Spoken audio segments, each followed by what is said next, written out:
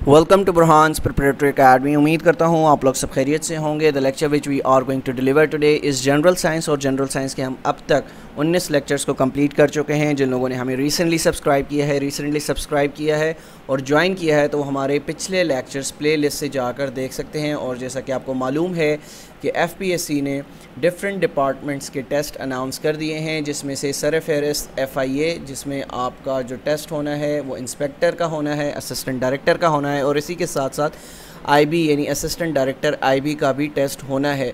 और आप सब लोग जानते हैं कि उसके सिलेबस में मौजूद जनरल साइंस भी है, और जनरल साइंस से FPSC 15 से 20 क्वेश्चंस आपसे करता है, यानी 15% या 20% आपका जो टेस्ट है वो जनरल साइंस से कंडक्ट किया जाता है। और जनरल साइंस बहुत ही आसान लफ्ज़ों में मैंने ये सेशन स्टार्ट करवाया था। जनरल साइंस का कंटेंट आपको बताया था कि जनरल साइंस में मैं क्या क्या चीज़ें पढ़ाऊँगा। तो जनरल साइंस के अंदर हमने 4 बेसिक टॉपिक्स पढ़ने हैं। सबसे पहले फ़िज़िकल साइंस पढ़नी है, जो कि ऑलरेडी हम पढ़ चुके हैं। उसके बाद मैंने आपको बायोलॉजिकल साइंस पढ़ानी थी, जो कि हम ऑलरेडी पढ़ चुके हैं। और आज इंशाल्लाह हम जो कि एनवायरमेंटल साइंस, जो कि हमारा लेक्चर ऑलरेडी स्टार्ट था, तो उसको भी इंशाल्लाह आज मैं कंप्लीट करवा दूंगा। और इसके बाद जो जनरल साइंस से रिलेटेड हमारा लास्ट पार्ट रह जाएगा, जिसको मैंने नाम दिया था फूड साइंस से रिलेटेड, आपको डिफरेंट टॉपिक्स इंशाल्लाह कवर करवाऊंगा। और इसी तरह हमारा जनरल साइंस का पूरा सिलेबस कंप्लीट हो जाएगा। तो आज के लेक्चर में हम मज़ीद कुछ जानना चाहेंगे, miscellaneous knowledge about environmental science. Environmental science से आप जानते हैं कि बहुत ज़्यादा क्वेश्चंस किए जाते हैं। और एनवायरमेंटल साइंस में हमने अर्थ की एटमॉस्फेरिक लेयर्स और इसी के साथ साथ ओजोन डिप्लीशन, ठीक है, मैं आपको पढ़ा चुका हूँ, डिटेल से पढ़ा चुका हूँ, रॉक्स के हवाले से पढ़ा चुका हूँ, लिथोस्फीयर के हवाले से पढ़ा चुका हूँ। तो जिन लोगों ने हमारे प्रीवियस लेक्चर्स नहीं देखे तो वो देख लें, वो एनवायरमेंटल साइंस के हवाले से बहुत ज़्यादा इंपॉर्टेंट हैं। तो आज के लेक्चर को स्टार्ट करता हूँ। Acid rain is cause for the soil pollution. Soil pollution की सबसे बड़ी वजह क्या है? एसिड रेन है। एसिड रेन को मैं डिटेल से पिछले लेक्चर्स में बता चुका हूँ, इसका स्केल बता चुका हूँ कि इसकी क्या वैल्यू होगी, तो हम कंसिडर करेंगे कि ये जो बारिश है ये एसिड रेन है या नहीं है। तो उसके लिए आपको पिछला लेक्चर देखना लाजमी होगा, तो उसी के बाद आप इस टॉपिक को समझ सकते हैं। The main reason for blueness of the sky. Blueness of the sky, जैसा कि आप देखते हैं कि आसमान आपको नीला नज़र आता है, किस वजह से नज़र आता है? Due to scattering of sunlight by air molecule. बहुत इंपॉर्टेंट MCQs है, FPSC में बहुत ज़्यादा पूछा जा चुका है अब तक। उसके बाद water vapour is the gaseous phase of water. Water vapour क्या है? बेसिकली वाटर वेपर है गैसियस फेज़ है वाटर का। किस तरह से? आप पानी को उबालना रखते हैं चूल्हे पर, तो अल्टीमेटली उस पानी से क्या क्रिएट होता है? वाटर वेपर, जो कि भाप की सूरत में आपकी यानी स्टीम की सूरत में ऊपर उठते हैं। हम उसको क्या नाम देते हैं? हम उसको नाम देते हैं गैसियस फेज़ ऑफ वाटर, ठीक है। इसी तरह हम आगे बढ़ते हैं। Ozone depletion is the cause of skin cancer. आपके जो माशरे में अभी स्किन कैंसर की जो वबा है वो बहुत ज़्यादा फैली हुई है, वो किस वजह से? ओजोन डिप्लीशन की वजह से।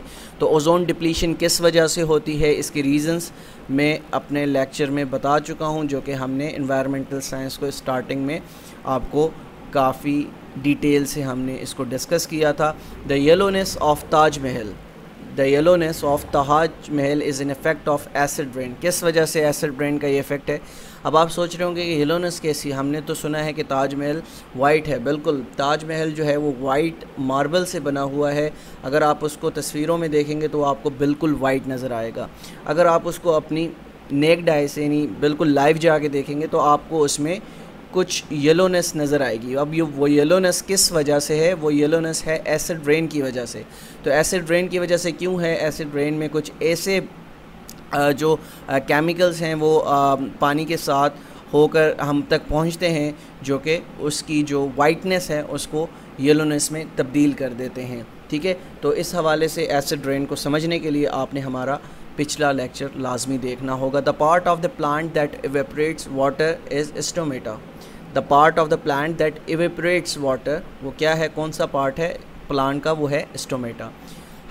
Hibernation is a winter sleep.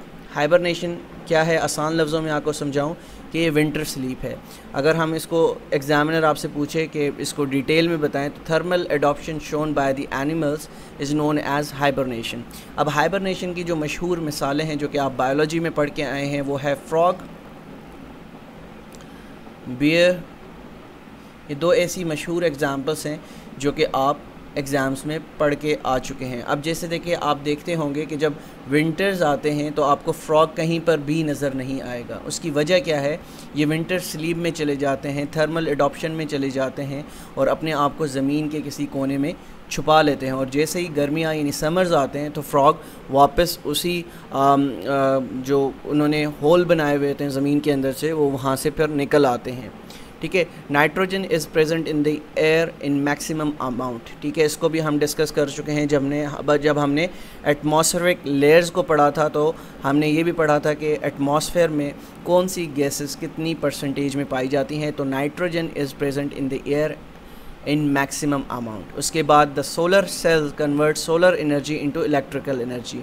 Solar cells क्या करते हैं? सोलर एनर्जी को किस में चेंज करते हैं? इलेक्ट्रिकल एनर्जी में चेंज करते हैं। तो आजकल आपकी छतों पर यानी डिफरेंट जो बड़ी ऑर्गेनाइजेशंस हैं, इवन अब तो काफ़ी जगह घरों पर भी सोलर सिस्टम्स इंस्टॉल होने स्टार्ट हो गए हैं कि वो एक प्लेट्स होती हैं जो कि वहाँ पर आपको सूरज की रोशनी पड़ती है और वो सूरज की रोशनी, वो प्लेट्स जो होती हैं, वो सेल्स जो होते हैं सोलर सेल, वो क्या करते हैं? सोलर एनर्जी को कन्वर्ट कर देते हैं इलेक्ट्रिकल एनर्जी में। हम इसी के साथ आगे बढ़ते हैं। Wind is a renewable source of energy. Wind क्या है? हवा क्या है? रिन्यूएबल सोर्स ऑफ एनर्जी है। ठीक है, इस चीज़ को समझ लीजिए। विंड आपकी क्या है? रिन्यूएबल सोर्स ऑफ एनर्जी है। विंड के अलावा कौन कौन सी रिन्यूएबल सोर्स ऑफ एनर्जी है? आप सोलर एनर्जी को भी रिन्यूएबल सोर्स ऑफ एनर्जी बोल सकते हैं, यानी सोलर एनर्जी भी आपकी क्या है? रिन्यूएबल सोर्स ऑफ एनर्जी है। उसके बाद हम आगे बढ़ते हैं। The process of changing the solid, changing the solid, solid कहते हैं सख्त चीज़ को, into a liquid, liquid form कहते हैं हम पानी की सूरत में। आपका पानी क्या है? ये लिक्विड है। By supplying the heat is called melting, यानी आप सॉलिड को लिक्विड में किस तरह से चेंज करते हैं? Through melting. ठीक है, आप बर्फ़ देख लीजिए, बर्फ़ आपकी जमी हुई होती है फ्रिज में, जब आप उसको बाहर निकाल के रखते हैं तो वो मेल्ट हो जाती है। ठीक है, घुल जाती है और घुलने के बाद वो एक लिक्विड बन जाता है पानी की सूरत में। उसके बाद हम आगे बढ़ते हैं। Egg shell is said to be a biodegradable waste. Egg shell को क्या कहा जा सकता है? बायोडिग्रेडेबल वेस्ट कहा जा सकता है। Sugar is a form of carbohydrates. ठीक है, उसके बाद आगे चलते हैं। The uses of CFCs। CFCs क्या हैं? CFCs कौन से एलिमेंट्स हैं, कौन से केमिकल्स हैं, ये ऑलरेडी मैं आपको पढ़ा चुका हूँ। पिछले लेक्चर्स को आपको देखना लाजमी होगा। The uses of CFCs are insulators में इस्तेमाल होते हैं, एरोसोल प्रोपेलेंट्स में इस्तेमाल होते हैं और रेफ्रिजरेटर्स में इस्तेमाल किए जाती हैं ये गैसेस, CFCs जिसको कहा जाता है। फिर नेक्स्ट बहुत इंपॉर्टेंट यहाँ से MCQs आपसे पूछे जाते हैं। अमंग लाइट, यानी लाइट, एयर, हवा और साउंड और वाटर करंट के दरमियान में से सबसे ज़्यादा हाईएस्ट स्पीड पूछी जा रही है किसकी है? तो वो लाइट की सबसे हाईएस्ट स्पीड है। किसकी सबसे हाईएस्ट स्पीड है? Among light, air, sound and water current में सबसे ज़्यादा स्पीड जो है वो लाइट की है। ठीक है, ये आपने याद रखना है, यहाँ से आपसे MCQs पूछा जा सकता है। अंडरस्टैंड? आगे हम बढ़ते हैं। The mosquito repellent that is used in the homes in the form of coil liquids. ये जैसा कि आप देखते हैं कि मच्छर मारने के लिए आप कॉयल्स का इस्तेमाल करते हैं। ठीक है, लिक्विड्स का इस्तेमाल करते हैं। वो किस चीज़ की एग्जांपल हैं? उसको क्या कहा जाता है? कहा जाता है इंसेक्टिसाइड कहा जाता है। उसके बाद paper is made up of what? Paper जिस पे हम लिखते हैं ये किस चीज़ से बनता है? ये बनता है ग्रास से, घास से, यानी और बम्बू से, जिसको हम कहते हैं बम्बू एक दरख्त की फॉर्म है। ठीक है, आगे चलते हैं। Among sun, star and moon, moon is non luminous. अब नॉन लुमिनस की डेफिनेशन को पहले बता देता हूँ। नॉन लुमिनस हम उस चीज़ को कहते हैं जो कि अपनी रोशनी खुद नहीं बनाता। नॉन लुमिनस की क्या डेफिनेशन है? जो कि अपनी रोशनी खुद नहीं बनाता। तो यहाँ पर पूछा गया है कि among sun, star and moon, इन चीज़ यानी आप देखेंगे सन भी अपनी रोशनी ख़ुद बनाता है, स्टार्स भी अपनी रोशनी ख़ुद बनाते हैं, लेकिन मून वो वाहिद सेटेलाइट है, नेचुरल सेटेलाइट है, जो कि अपनी रोशनी ख़ुद नहीं बनाता बल्कि वो रोशनी लेता है किससे, यानी सूरज से वो रोशनी लेता है। आगे बढ़ते हैं। Chemical energy is converted into electrical energy. Chemical energy जिसमें आप देखते हैं कि आजकल की बैटरीज़ जो कि आपके घरों में मौजूद हैं, chemical energy converted into electrical energy by battery और अ सेल, यानी बैटरी और अ सेल से जो है हम क्या बनता है, केमिकल एनर्जी को इलेक्ट्रिकल एनर्जी में कन्वर्ट किया जाता है। उसके बाद एक और मशहूर ज़माना MCQs जो कि आपसे एग्ज़ाम्स में पूछा जाता है वो है mercury is used in the thermometer to measure the body temperature. अब आप जब आपको बुखार हो जाता है तो आपका बुखार चेक करने के लिए जो थर्मोमीटर इस्तेमाल किया जाता है उसमें क्या मौजूद होता है, उसमें मर्करी यूज़ होता है। और एक और मिसाल देता चलूँ, जब आपका ब्लड प्रेशर चेक किया जा रहा होता है डॉक्टर्स के पास, तो डॉक्टर जब ब्लड प्रेशर चेक कर रहे होते हैं, जो मीटर आपका मौजूद होता है, इस तरह का मीटर होता है, उसमें जो लिक्विड मौजूद होता है वो भी मर्करी होता है जो कि रीडिंग बता रहा होता है। ठीक है, इन चीज़ों को आपने नोट डाउन करना है। Let's move forward. CNG stands for what? CNG stands for compressed natural gas. ये बहुत दफ़ा पूछा जाता है क्वेश्चन, इसको याद रखना है आपने।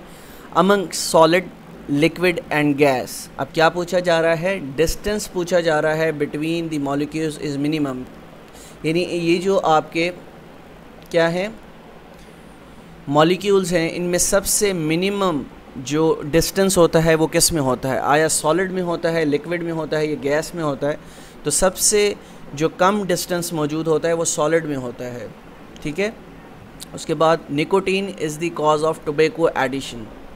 निकोटीन क्या होता है? निकोटीन से टोबैको एडिशन हो जाता है। आप सिगरेट पीते हैं तो अब सिगरेट आप जब पीते हैं तो वो आपको एक एडिक्शन बन जाती है। अगर आप नहीं पिएंगे तो कमी महसूस होगी। वो किस वजह से? क्योंकि टोबैको में निकोटीन मौजूद होता है।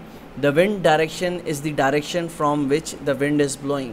बहुत इंपॉर्टेंट MCQs है, पास्ट एग्ज़ाम्स में पूछा जा चुका है, तो इसको नोट डाउन कीजिएगा। आगे चलते हैं। एट द इक्वेटर, यानी इक्वेटर पर nights and days are equal.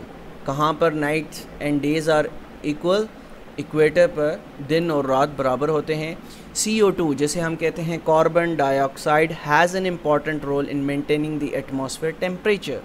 ठीक है, carbon dioxide has an important role in maintaining the atmosphere temperature, यानी कार्बन डाइऑक्साइड बहुत इंपॉर्टेंट रोल प्ले करता है जो हमारा एटमॉस्फेरिक प्रेशर है उसको बैलेंस रखने में।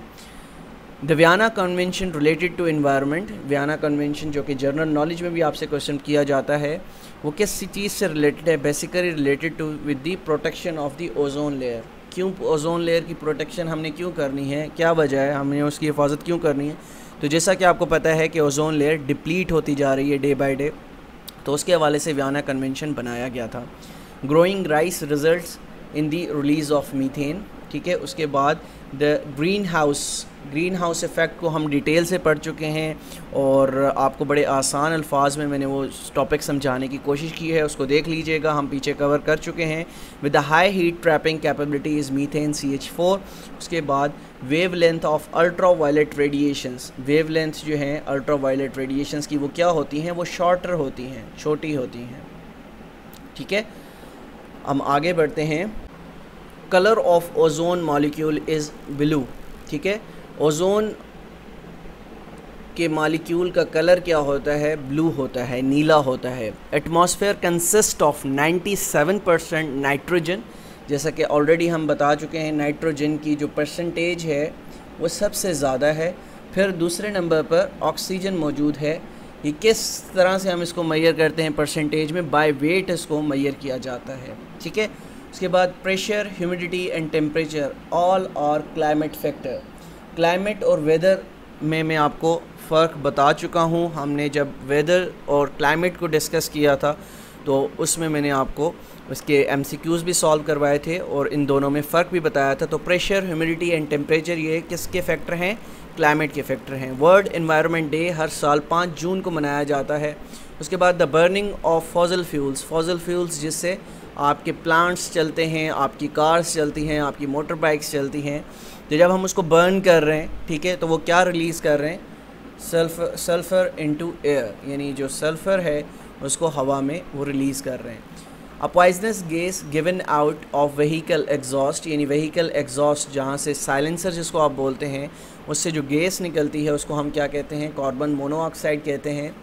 और जैसा कि अभी रिसेंटली जनवरी के अंदर एक वाक़या हुआ था मरी के अंदर जिसमें 23 हलाकतें हुई थी, तो उसमें भी वजह क्या बनी थी कि जब गाड़ियाँ अपनी रफ़्तार से जा रही थी और बर्फ़बारी हुई और लोगों ने अपने शीशे बंद कर लिए, तो गाड़ियाँ स्टार्ट थीं और उनके पीछे जो साइलेंसर्स थे यानी व्हीकल एग्जॉस्ट थे उनके पीछे बर्फ़ आ गई और वही कार्बन मोनोऑक्साइड गाड़ी के अंदर दाखिल हो गई, जिसकी वजह से इंसानों का दम घुटा और वो उनकी अमवात हुई।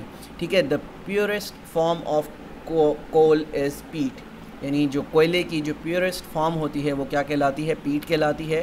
फ्रेन इज़ यूज्ड इन रेफ्रिजरेटर, जो आपके घरों में फ्रिज होती है उसको हम उसमें कौन सा गैस इस्तेमाल होता है, फ्रेन उसमें इस्तेमाल हो रहा होता है।